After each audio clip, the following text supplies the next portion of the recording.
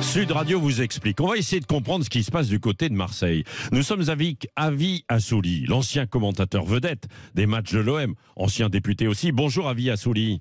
Bonjour Patrick Roger. Bon, merci d'être avec nous parce qu'on voudrait quand même essayer de comprendre ce qui se passe du côté de Marseille, là. De l'OM, hein, je parle. Je parle pas de ce qui se passe au Vélodrome avec ce soir le match contre la Namibie en rugby et puis demain et ce week-end le Pape aussi. Ah oui. Parce que alors l'entraîneur Marcelino qui venait d'arriver a démissionné.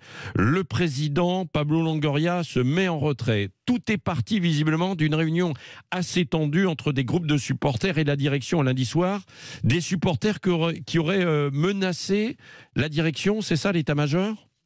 C'est ce qui se dit, c'est ce que Longoria a dit en exclusivité au journal La Provence. D'après, j'ai lu quelques bribes où il disait basta, on ne peut pas continuer comme ça. Mais en fait, il ne quitte pas le navire quand même. Ouais. Parce qu'il a eu en direct Macourt et raisonnablement, il ne peut pas partir. Alors il dit qu'il a été menacé, qu'il n'a pas fait venir, parce que les supporters, on va faire la balance, les supporters, on va équilibrer, les supporters disent oui, ce gaz, les transferts, 32 millions pour faire venir Vitinha, Aubameyang autant, enfin voilà. Donc il se gave et l'équipe marseillaise, il s'est entouré que de ses copains, des Espagnols pour la plupart, et donc ils se gavent ensemble. Et là, Longoria rétorque, j'ai pas pris un centime, c'est pas possible. Ouais. Et puis on me menace sans arrêt, basta, j'en peux plus.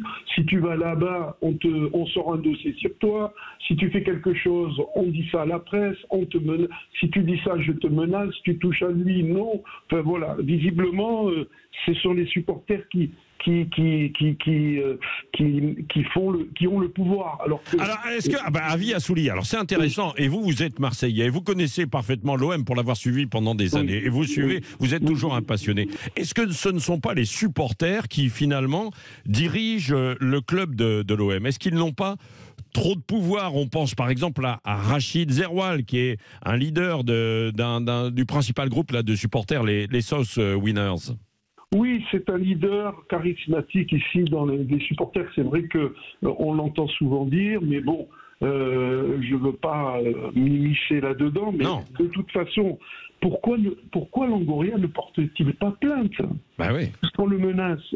Or, il n'en est rien. Vous savez ce qu'il dit? Il dit qu'il y a un mécanisme.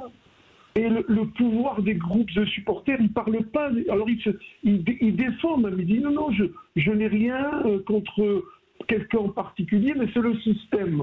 Alors, si ce sont les supporters qui dirigent, pourquoi tu ne mets pas les points sur les i? Voilà. Mais est-ce que...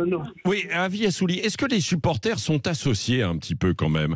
Parce que ça existe, vous savez, il y a des clubs à l'étranger, les socios par exemple, quoi, voilà, où ils ont du pouvoir. Est-ce que c'est le cas à Marseille? Patrick, il y a 7 clubs de supporters. Je vous les énumère comme ça rapidement de mémoire. Il y a les Ultras, les Fanatiques, les MTP, les Dodgers, les Amis de l'OM et les Handicaps et les South Winners, qui sont quand même plus de 7200. C'est le plus gros club de supporters, non seulement à Marseille, mais dans toute la France. 7200. Donc, c'est un pouvoir. Les supporters font partie de la légende marseillaise. Vous savez, c'est à jamais les premiers, c'est les chants, c'est les fumigènes. Vous savez ce qui s'est passé quand on parle de Zerwal?